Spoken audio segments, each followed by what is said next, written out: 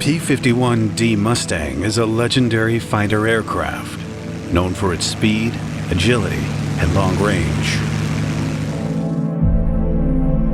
It is the representation of the highest refinement of piston-engine fighter planes of the World War II era. Looking under its skin reveals an intricate array of systems, which we're going to look at closely. Starting with its internal framework, which inside the wings includes spars, ribs, and stringers, longerons, and formers inside the fuselage. All of these parts are made of high-strength aluminum alloys. These provided the necessary structural integrity while keeping the weight low. These internal structures were covered with a special light green coating to prevent corrosion. Some critical parts are made out of steel where great strength is needed, like the armor plates to protect the pilot from enemy fire. The skin of the aircraft was riveted with flush countersunk rivets to minimize drag. The process is simple but repetitive, necessitating several thousands of rivets for its construction.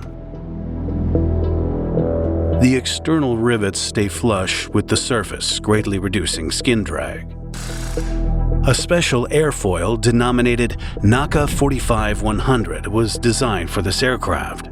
The thickest part of this airfoil was as far back as possible to keep the laminar flow on the surface of the wings for as long as possible before it turns into a more turbulent airflow.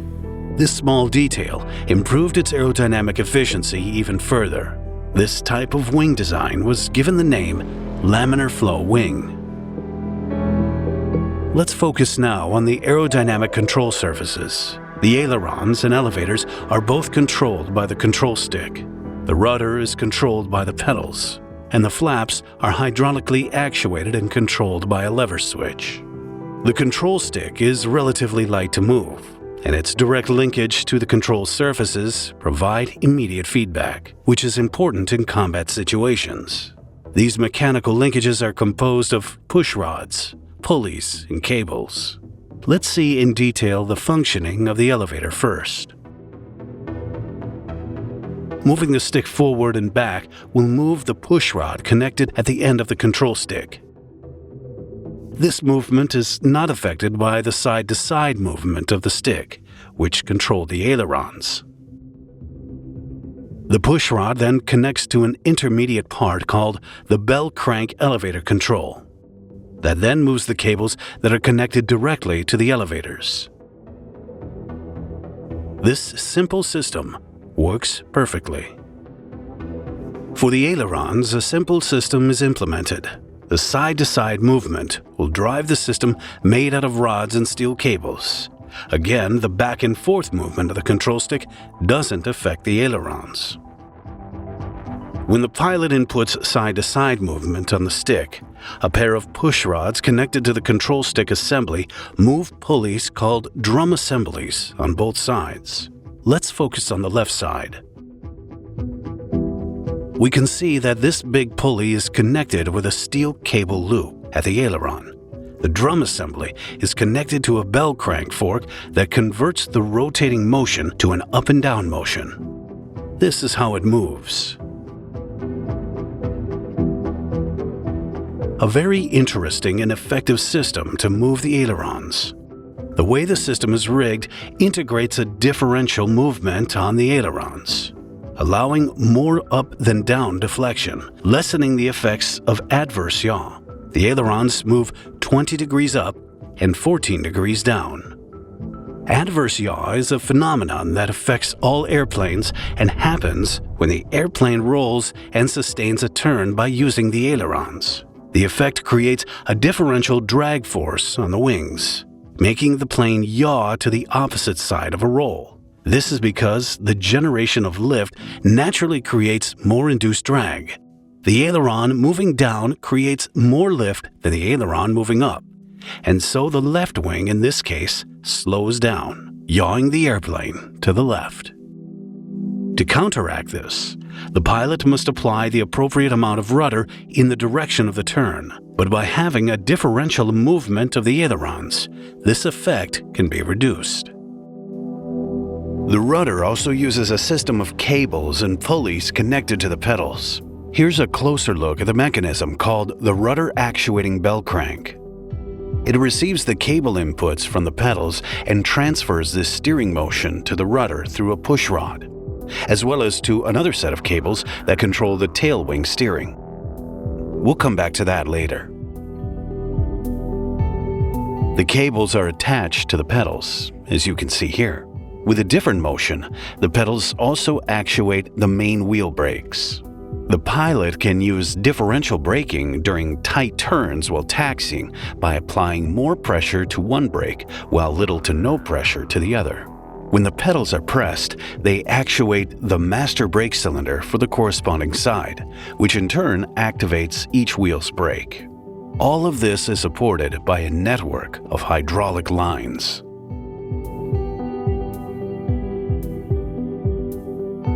The pilot can trim the pitch, yaw, and roll of the aircraft if needed by adjusting the trim tabs available on the elevators, rudders, and ailerons.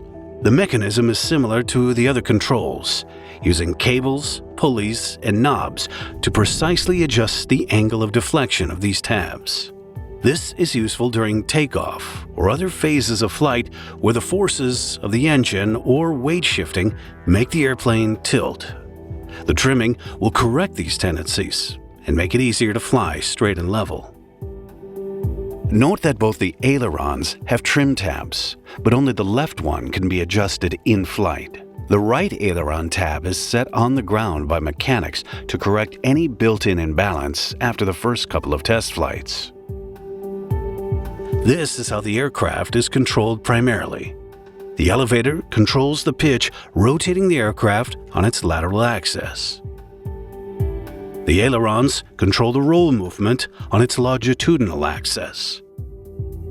And the rudder controls the yaw on its vertical axis. The flaps are used for generating more lift at lower air speeds, and they naturally generate more drag, slowing down the aircraft when they're fully extended at about 47 degrees, used to land at safer speeds on shorter, rougher runways. During takeoff, by lowering them at 10 or 20 degrees, the wings can generate more lift without a huge drag penalty. Useful depending on how much load the aircraft is carrying or how short the runway is. The flaps mechanism uses a hydraulic system to move the flaps into position. Here's how the system works when the pilot moves the lever into a position.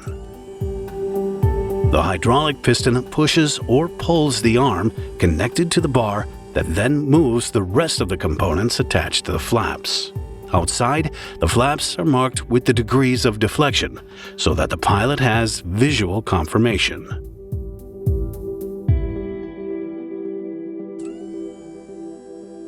Landing gear. The landing gear also uses a hydraulic system to retract and extend the landing gear. On each wing and the rear of the fuselage, there's a hydraulic cylinder that actuates the mechanism. Once the main landing gear reaches its fully extended position, a pin locks the strut in place. There's a sequence in which the doors open first, then the wheels go down, and a landing light is also deployed. There's a shock absorber on each wheel strut. It absorbs the impact on hard landings and uneven surfaces. The tail wheel is a complicated structure, also raised and lowered by a hydraulic piston. This tail wheel is able to withstand hard landings and minimize bounces.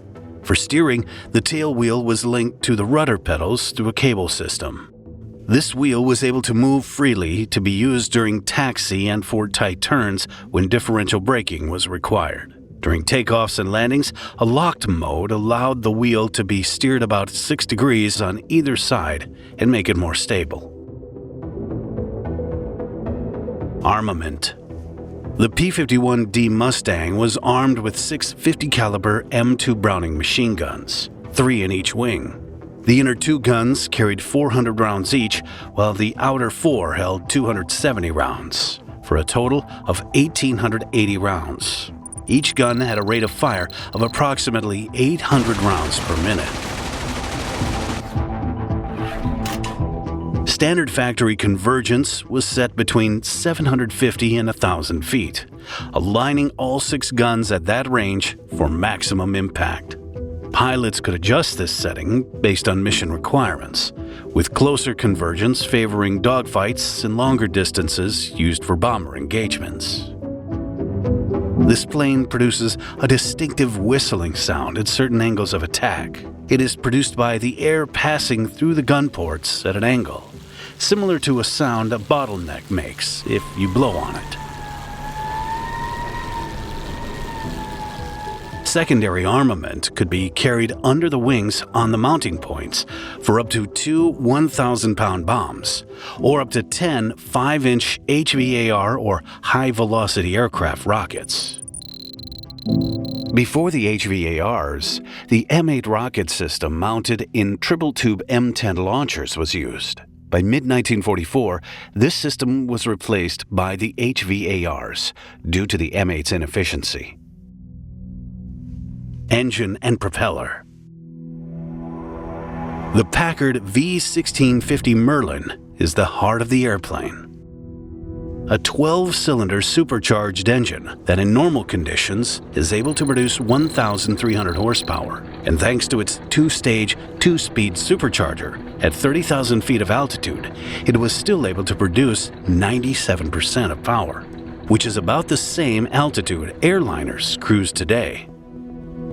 Air enters the front of the aircraft under the spinner and is funneled to the carburetor. This is a pressure carburetor designed to supply fuel even during negative G maneuvers. The air goes through the throttle valves, mixes with the fuel, and then proceeds to the supercharger impellers, where the air-fuel mixture is compressed and sent to the cylinders. By compressing the mixture of air, the fuel-air mixture becomes richer in oxygen, allowing for more powerful combustion. This is the key to sustaining engine performance at high altitudes. Controlling this marvelous and powerful piece of engineering requires precision control over 3 different control levers for maximum efficiency: the throttle, the engine RPM, and the mixture. The throttle is controlled by the large black lever. Pushing it forward opens the throttle plate in the carburetor, allowing more air into the intake manifold. This increases manifold pressure and power. Unlike float carburetors, pressure carburetors keep fuel flow stable under different attitudes, including negative Gs, avoiding fuel starvation on demanding maneuvers. Pulling the throttle back completely closes the plate, restricting airflow and bringing the engine down to idle power. The mixture lever controls how much fuel is added to the incoming air. Unlike most civil aircraft, the P-51's Packard Merlin engine uses an automatic mixture control system. The lever has 3 positions: idle cutoff, run, and emergency full rich. In normal operation, the pilot leaves this lever at the run position. The carburetor automatically adjusts the mixture based on air pressure and altitude, while the emergency full rich position bypasses the automatic system to provide maximum fuel flow if needed. The RPM lever controls the engine revolutions permitted indirectly by controlling the propeller pitch. To understand more about this control, let's see the propeller in more detail. To absorb all that power, 4 blades were used to convert that massive energy into propulsion efficiently. A 2- or 3-bladed propeller would not be able to convert all the power into thrust efficiently, without either spinning way too fast or causing blade stall. The gear reduction at the front of the engine allows the engine to work at higher RPMs for best power, while the propeller spins slower for best efficiency. This is because the V-1650 Merlin makes the most horsepower at about 3,000 RPM. If the propeller was attached directly to the crankshaft, it would spin so fast that its tips will approach the speed of sound, generating shock waves, huge drag, loss of thrust, and even structural damage. This simple gear reduction keeps the engine and propeller at a perfect balance. The propeller pitch can be adjusted in flight to suit different power settings and flight conditions. In the cockpit, the already mentioned RPM lever allows the pilot to set the desired engine speed. This lever controls the constant speed propeller system, which includes a propeller governor that automatically adjusts the blade pitch to maintain the selected RPM, decreasing pitch for higher RPM, and increasing pitch for lower RPM. However, this lever doesn't control the propeller pitch directly. It's more of a request to the engine to work at a certain RPM. The governor then adjusts the propeller's pitch to try and keep a constant RPM. The governor uses oil to control the pressure sent to a piston in the propeller hub. This piston mechanically controls the pitch of the propeller with this simple mechanism and gears. The selection of the correct RPM varies depending on the situation. For example, during takeoff or climbing, the pilot will set a high RPM or fine pitch, allowing the propeller blades to take smaller bites of air, ideal for maximum thrust at lower airspeed. During cruise, the pilot selects a lower RPM or coarser pitch, which reduces engine wear, fuel consumption, and noise. The cooling system. This massive power produces a lot of heat, and its liquid cooling system can cool down the engine and oil to keep the temperatures within an acceptable range. This plane uses a belly scoop located under the fuselage and behind the cockpit. Inside it, we'll find the coolant radiator for the engine and the oil cooler. Air enters through the scoop, passes over the radiators, and exits through an adjustable exit flap at the rear of the duct. Engineers designed the radiator duct to exploit the Meredith effect. As air passed through the hot radiator, it expanded and accelerated. The carefully shaped duct acted like a jet nozzle, converting heat into thrust. This cooling system reduces drag, and in some conditions, even produces a small net forward thrust, which was revolutionary at the time. A thermostat automatically controlled the radiator flap to regulate the airflow. At low temperatures, the flap stayed closed, reducing drag, and it opened as engine heat increased. Pilots could override the system manually if needed, for example, in combat or on climb-out. Fuel system. We'll find the main fuel tanks on the wings. Each can store 92 gallons, a total of 184 gallons of fuel only on the main tanks. But the latest versions of the P-51 were equipped with an additional auxiliary tank installed in the fuselage aft of the cockpit, adding an additional 85 gallons. This auxiliary tank created a problem. When the aircraft flew with all the tanks full, the auxiliary tank was heavy enough to shift the center of gravity slightly aft, making it less stable and harder to control. Pilots were advised to burn enough fuel from the auxiliary tank first to recover the normal weight distribution before engaging in combat.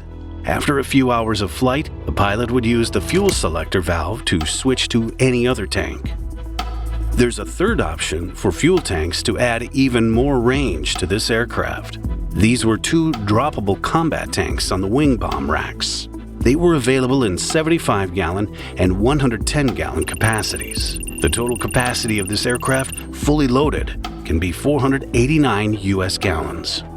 With all this fuel, this aircraft was able to have a range of about 1,650 to 2,055 miles and fly for up to 8 hours. This means that the hungry Merlin engine consumes an average of 60 gallons per hour.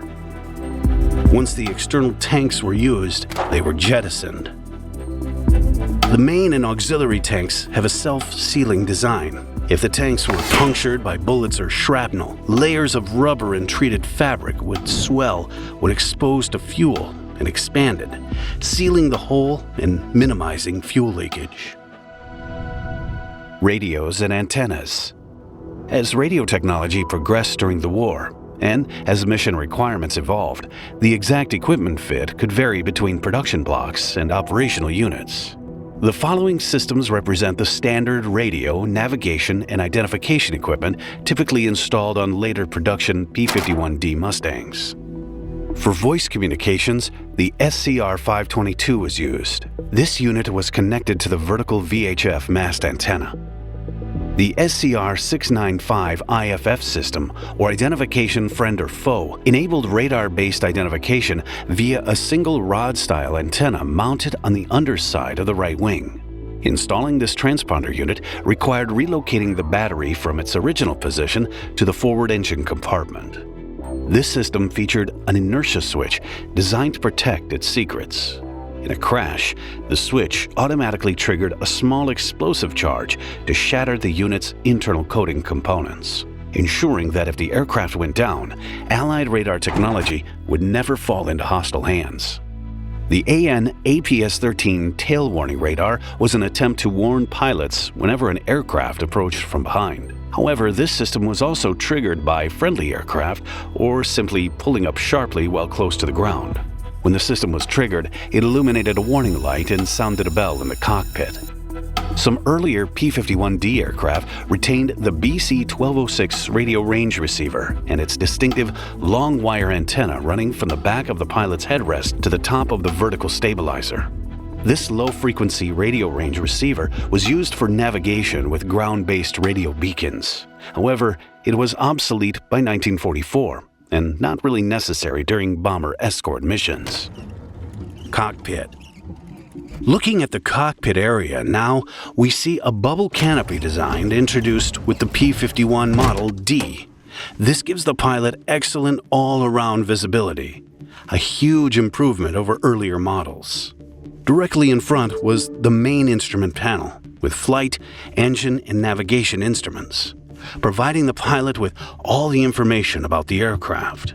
The engine controls were grouped together on the left side in a quadrant, as we've seen, while the landing gear, flap, and radiator controls were positioned nearby for quick access.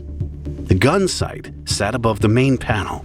It was the K-14 Gyro gunsight, a major advance over earlier fixed sights. Instead of the pilot manually estimating lead on a moving target, the K-14 used a gyroscopic mechanism to calculate it. The pilot entered the target's wingspan, then adjusted the illuminated reticle using a control on the throttle. The sight measured the aircraft's own turn rate through its gyros and projected the correct aiming point on the reflector glass. This allowed the pilot to fire with greater accuracy against maneuvering targets, especially in deflection shooting, where lead angle was critical. Every instrument on the panel provides essential information about the aircraft and engine, the condition of the power plant, the aircraft's orientation, altitude, airspeed, and rate of climb or descent. The P-51D was also equipped with an oxygen system stored in high-pressure tanks behind the pilot, which supplied breathable oxygen during long, high-altitude missions. A cockpit gauge indicated the pressure and working condition of the system. The cockpit of the P-51D was a confined space, designed to be compact and functional rather than comfortable.